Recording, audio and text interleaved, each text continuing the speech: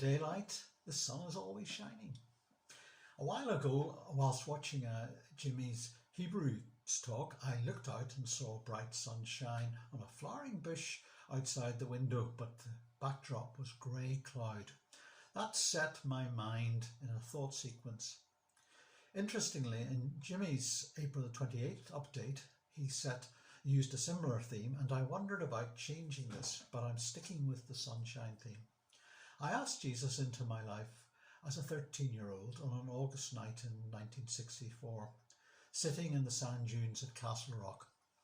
God's sunlight had been shining on me since I was born into a Christian family, but it was on that night I chose for myself to be a spiritual child of the daylight. God is the true solar constant, the one whose rays are the only light that matters to me, that I can trust to enlighten truth in me and bring inner warmth to my soul. As a geography teacher, I had taught students about the solar constant in relation to the physical sun at the centre of our solar system, sending out its radiation in all directions at a constant rate. Actually, it's not truly constant, but rather constantly fluctuating. In contrast, God's loving kindness, mercy, wisdom are absolutely constant and unchanging. Our God is faithful and to be trusted. During daytime, the sun is always shining, even when dark clouds pass over. Solar rays still pass through, giving us daylight.